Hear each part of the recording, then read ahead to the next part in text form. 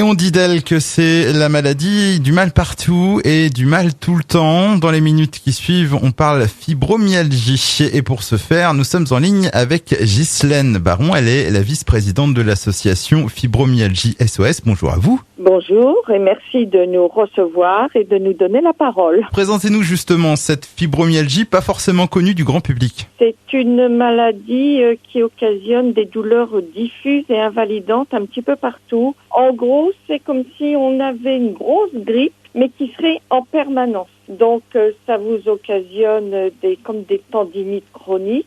Ça perturbe votre sommeil.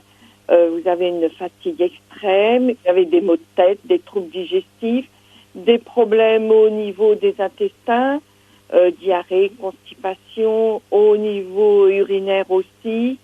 Alors, dans les symptômes sur notre site, vous avez les 100 symptômes. Heureusement, on ne les a pas tous en même temps, mais ça se déplace d'un organe à un autre. C'est pour ça que c'est déclaré syndrome et non pas maladie. Parce que au niveau, il n'y a pas de marqueur biologique, d'une part, mais si on fait des biopsies, nous n'avons pas de lésions musculaires ni de lésions osseuses. Donc ça, c'est déjà rassurant. Mais les douleurs, elles sont là parce que c'est une diminution du seuil de sensibilité, c'est-à-dire c'est un dérèglement du système nerveux central. Donc quand on dit que ça se passe dans la tête, oui, mais c'est pas psychologique uniquement. Alors on l'a bien compris, donc la fibromyalgie, un syndrome donc complexe. On parle un petit peu de votre association et de ce que vous y faites donc à Fibromyalgie SOS. Quelles sont vos missions? Faire connaître donc ce syndrome déjà? Faire connaître au grand public, mais faire reconnaître aussi auprès des instances officielles, mais surtout de l'écoute, et du soutien et de l'aide aux malades. Alors nous avons quelques antennes locales.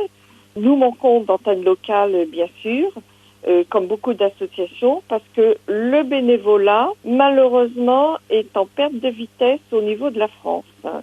Un dernier mot pour parler de la journée du 12 mai, puisque c'était la journée mondiale de la fibromyalgie. Qu'est-ce qui s'est passé pour vous?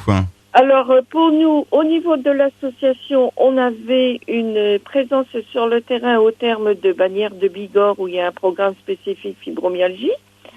Mais avec la présidente Nadine Randon, nous étions à l'INSERM pour une réunion sur l'expertise collective qui va être faite.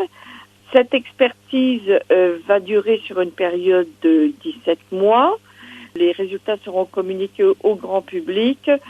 Fin 2017 à la Direction générale de la santé et 2018 au grand public. Si toutefois ils ont pu avancer sur la collecte de ces données, parce qu'ils nous ont dit déjà qu'ils avaient 1850 documents à lire et à disséquer. Vous voyez, c'est un travail colossal. Merci beaucoup Ghislaine Baron. On rappelle donc que vous êtes la vice-présidente de Fibromyalgie SOS. Je vous dis à bientôt et puis on rappelle donc votre site fibromyalgiesos.fr. Au revoir. Au revoir, merci beaucoup.